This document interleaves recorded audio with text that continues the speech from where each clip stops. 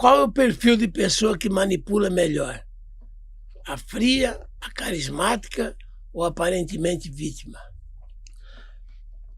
Olha, não só pela experiência assim, mas o que os estudos de persuasão mostram é que quando a pessoa manipula via emoção, no caso a pessoa que gera carisma, não aquela vitimismo, ela tem muito mais influência do que a outra. Todos os nossos discursos, para ser persuasivos, como dizia Aristóteles 2000 anos atrás, eles têm que ter elementos, são 3 elementos que tem que ter dentro do discurso para convencer. Chama ethos, pathos e logos, que é a ética, né? O quão certo eu sou, o quanto correto você me vê, uma pessoa ética, idônea e tal. O logos, que é a lógica. Então, Armando, esse produto aqui, ele tem tanto de desconto, se você fazer a matemática, dados, provas, fatos e assim por diante. Mas o fator mais importante de todos é o chamado de o pathos, que é a emoção. Então, quanto mais de emoção eu conseguir colocar naquela minha oferta para você, naquele tipo de pergunta, mais eu vou conseguir te convencer. Então, naturalmente, as pessoas que vão mais pela abordagem emocional, elas têm mais sucesso. Se você chega num relacionamento e fala assim, você me traiu ontem à noite, amor? Mas eu tô com você há tanto tempo, eu tenho 10 filhos com você, a gente tá casado há tanto tempo. Ela não tá te respondendo uma pergunta que você fez objetiva da forma lógica. Ela tá colocando elementos emocionais pra você parar pra pensar e falar, putz, é verdade, acho que ela não tem feito isso não. Ela te tira da lógica e te coloca no emocional. É a forma mais fácil pra você... Político. É o político, né? Essa época de eleição a gente só vai ver isso. É o político. Toca ali bem onde dói, sabe? É ali. As pessoas se identificam. É isso aí. Um assassino ou abusador costuma parecer monstro ou pode parecer uma pessoa comum? Nossa, essa pergunta é maravilhosa. Muito pelo contrário. Existe uma teoria para isso, que é a teoria do homem do saco. A teoria do homem do saco dita que, assim, diferente daquele cara sujo, barbudo, com o saco lá todo sujo e esmundo, que a gente fala, diferente, os abusadores, eles se comportam dessa forma. Então, assim, a pessoa que você menos espera para isso, que ela faz, né? Não precisa dar nem exemplo de caso que eu trabalhei. Se a gente pegar o caso mais emblemático desse sentido, um cara chamava BTK, que é o Bind, Torture and Kill. Amarrar, torturar e matar. Era um assassino em série, chamava BTK. O cara era pastor de igreja, o cara tinha uma família, ele era ministro da igreja. A cidade toda via ele como uma pessoa linda, maravilhosa, mas uma pessoa extremamente perigosa. Mas, por exemplo, a gente passou um dia inteiro com o Pedrinho Matador, antes dele morrer. Eu e meu colega, o Lucas, que hoje em dia é policial civil, a gente passou o dia inteiro com ele lá. Desde o momento que a gente chegou, antes de começar as entrevistas com ele, não é entrevista midiática, é entrevista que a gente foi contratado mesmo para estar ali. A moça que acolhia ele chamou a gente para saber se tinha algum risco, alguma coisa e tal, porque ele estava reformado, né? Era o maior serial killer do Brasil e estava reformado. E aí ela contratou a gente para saber o quanto de perigo podia apresentar e tal. Mesmo antes da entrevista, quando a gente estava trocando ideia com a mulher e ele estava na mesma sala, assim, você já se sentia estuprado pelo olhar do cara, assim. Então, assim, o cara, ele te manipulava, assim, do começo ao fim. Então, assim, tem esse... O olhar dele era um raio-x. Era através de você, exatamente. E através de você, assim, cara. Chega. Frio. E pior que, assim, muita gente acha que o Pedrinho Matador, realmente o cara tem 70 e poucas mortes confirmadas, o cara que mais puxou cadeia aqui no Brasil, mas ele inflava muitas histórias. Nem tudo que ele falava era verdade. E uma das coisas que a gente foi na cabeça era isso, entendeu? Ele conta da primeira morte dele, que ele matou, acho que um primo, alguma coisa assim, e colocou lá o corpo no moedor de cana lá, e a cabeça não passou e ficava rolando. Era assim, o cara frio. Mas, cara, quando você começa a avaliar essas histórias através de protocolos, você fala assim, cara, isso não aconteceu. O cara era ruim, mas era um mentiroso também, entendeu? E o maior serial killer do Brasil, todo mundo fala, mas não era bem assim, não.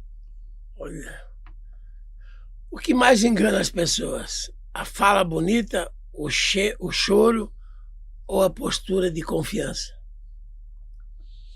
Nossa, boa pergunta, porque você tem elementos persuasivos nessas 3 características que você colocou. Mas eu ainda assim eu defendo mais a parte emocional. Quanto mais você consegue me tirar do meu eixo, mais você vai me convencer. Quanto mais você consegue colocar elementos que eu vou repensar de forma emotiva e não de forma lógica, mais vulnerável eu vou ficar ali. Entendeu? Por isso que a gente fala que esses crimes são tão pesados, cara, e tem os agravantes, que são crianças que não tem como se defender de um possível abusador, uma abusadora, que elas estão ali e é uma figura de autoridade, né?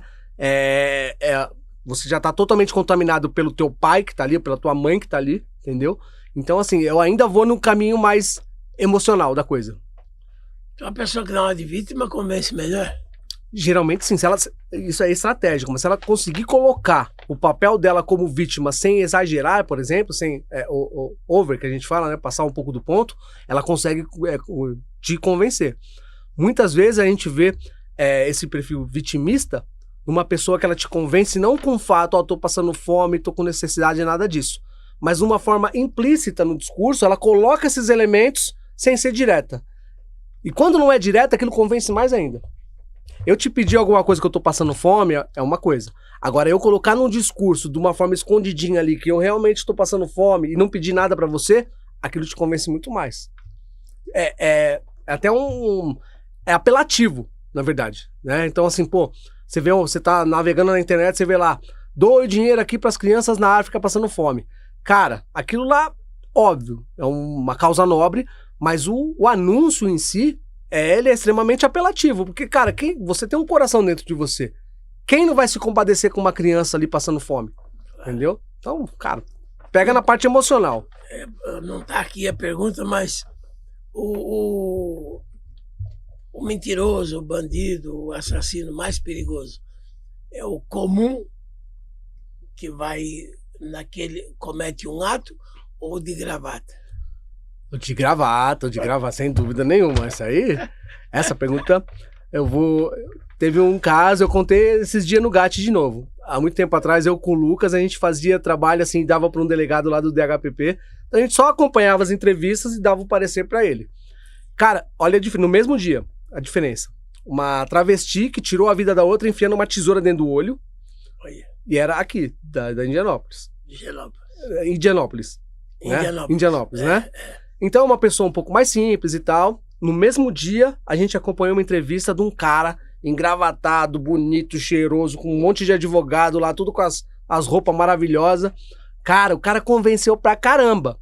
Foi muito mais difícil fazer aquela análise do que de uma travesti, por exemplo, que falava mais simples. Então, é perigoso, porque isso convence muito. Convence demais. É muito maior. Muito maior, imagina. Você vê, às vezes, relatos de um assassinato ali, direcionado, e que aquela pessoa vai presa. Só que o de gravata, ele já matou um monte. Uhum. Até sem usar arma.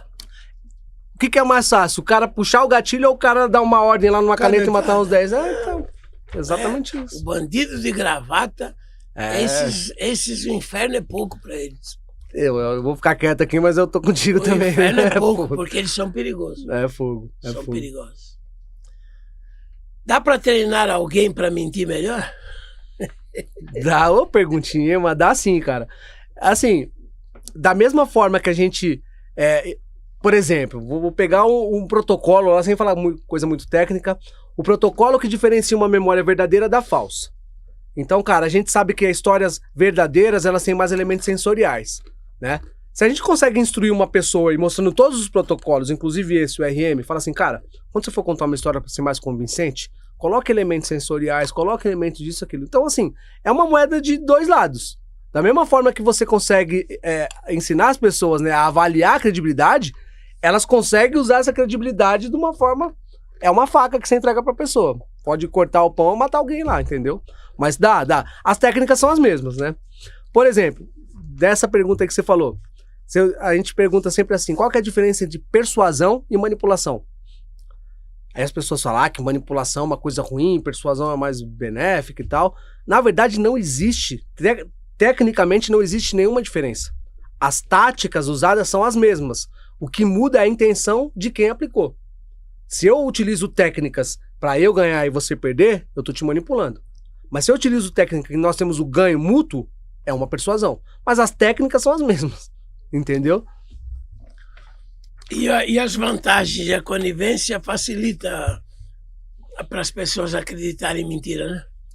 Depende bastante. Por exemplo, meu caçula tem 11 anos. Em casa a gente não pode trabalhar.